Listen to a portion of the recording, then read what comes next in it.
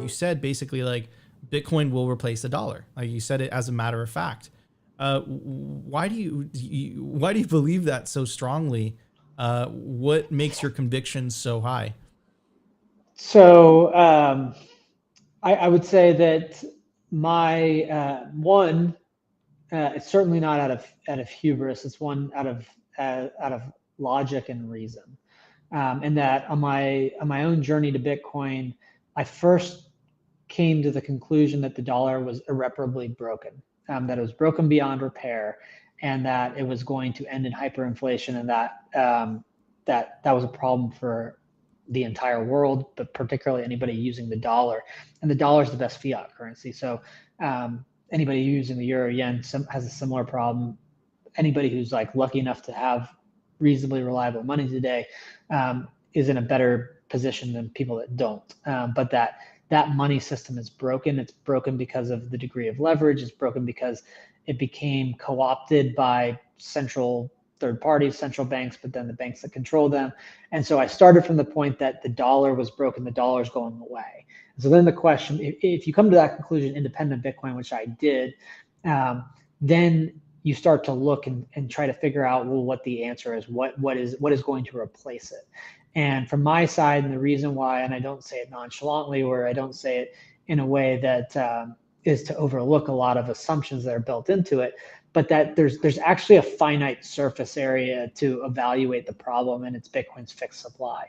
And that if you can start to understand or formulate as to how Bitcoin credibly enforces its fixed supply, and you start to develop conviction in that, which I believe is a known or knowable question. You can know it to a degree, and you can also develop high degrees of conviction in it. The more that you study it, the more time that you observe it, that if that fixed supply is credible, that money, and the most important property of it is that it store value over time, that it intermediates a series of transactions from the present to the future, and it does so identically for all individuals, or at least that being the identical problem of intermediating a series of present transactions to the future, present exchanges to the future. That the most important property of a form of money to storing value is its supply and its supply constraints, and that if Bitcoin is actually a form of money that is finite in supply, that can't be increased at all, and if all these other dollar, euro, yen, yuan, peso systems are broken, the world is going to have to adopt another form of money. And I came to the conclusion, based on kind of years of research, but also years of experience of developing a very hard conviction around the fact that Bitcoin is able to credibly enforce its fixed supply.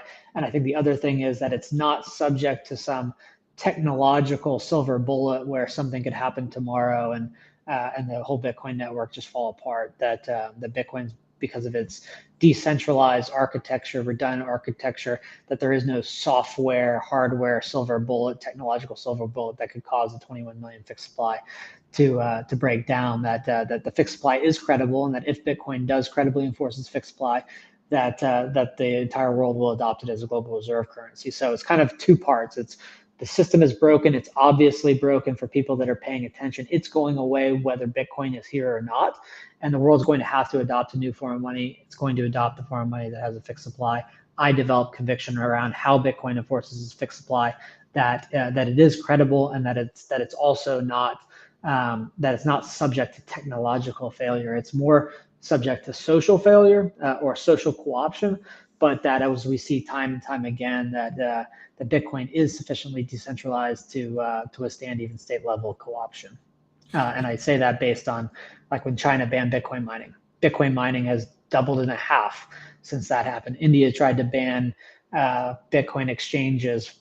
First, people still use Bitcoin in India, but then their Supreme Court overruled it. If the same thing happened in the United States, Bitcoin would continue to work. Its working is predicated on its ability to continue to work regardless of what any government ever tried to do or intended to do.